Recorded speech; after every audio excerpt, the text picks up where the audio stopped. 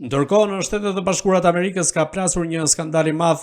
teksa plane ushtarake teje të klasifikuara kanë rënë në duart e gazetarëve,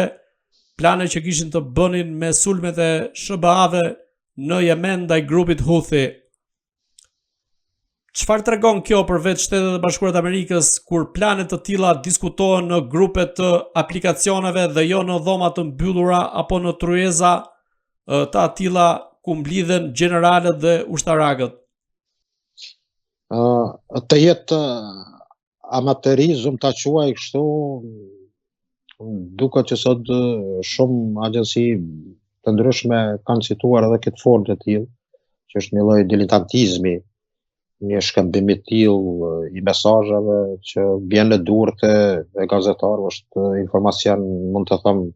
klasifikuar dhe top sekret.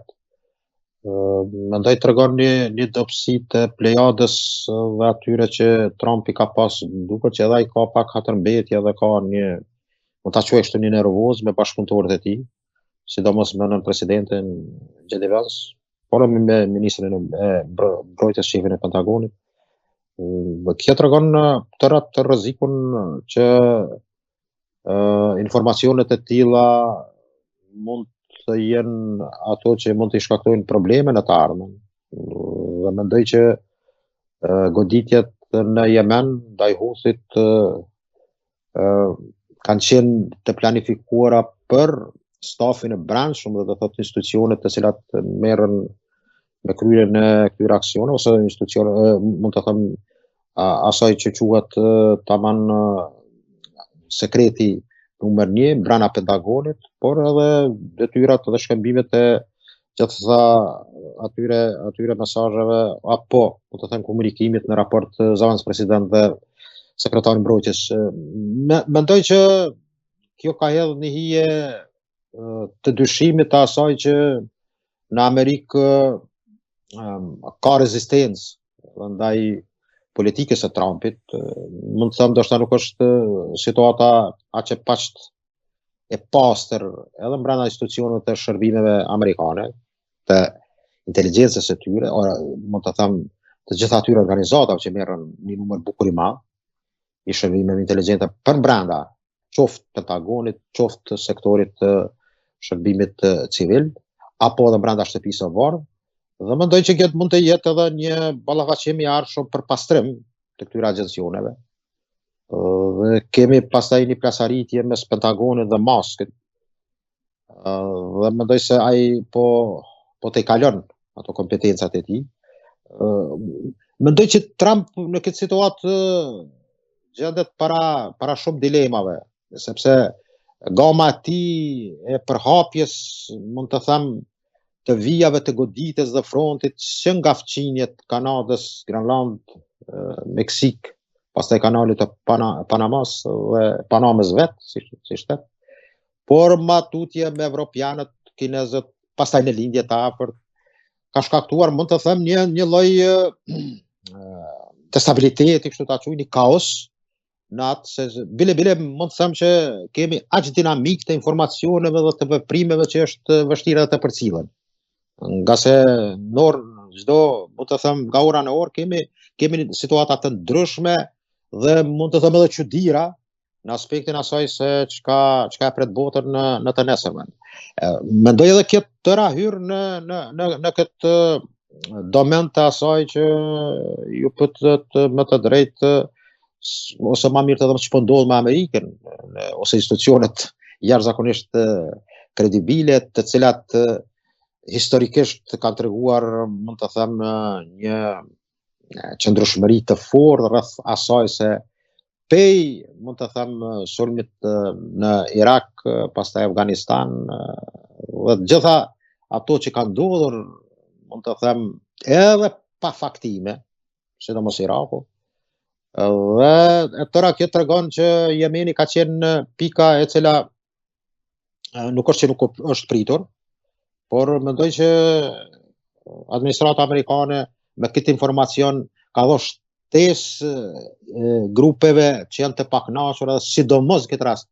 edhe palës evropiane që, ose mund të them vetë, pranda Kongresit Amerikan, senatorë dhe përfaqësuesve të dhomës përfaqësuesve të kërkojnë një lloj llogarie dhe mund të thirrën dhe sipas kushteve të ligjeve amerikane mund të thirrën ta quajnë në interpelancë edhe vetë presidenti, por mendoj që Amerika ka hyrë në një fazë, mund të them, të asaj që nënkupton doktrinën jo të Monroes,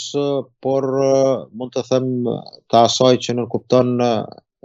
një zhvillim, një rindarje të re të botës, të cilën e kemi tashmë në prag, të ndarjes së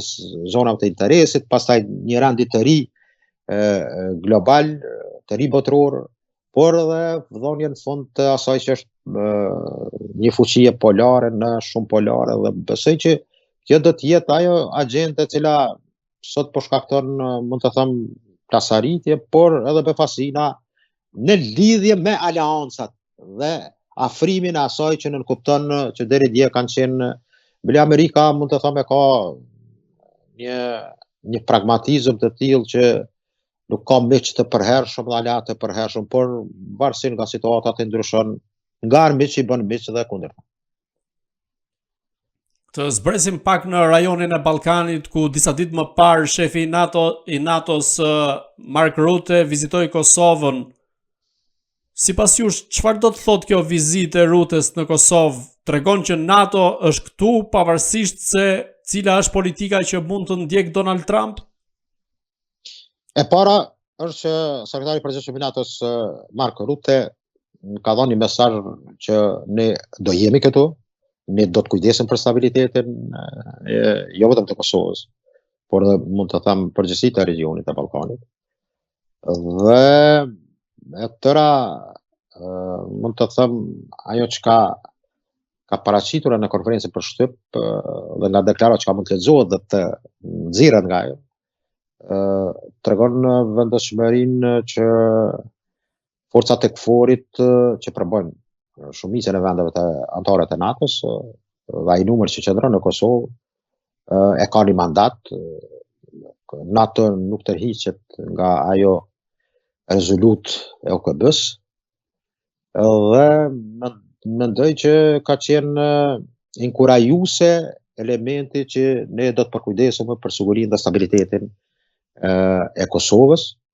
Mirë po ka qenë, mund të them, dy elemente të cilat kanë në këtë momentum që tham të gjithë atyre ndryshime që po ndodhin sot në botë, çështja rreth FSK-s,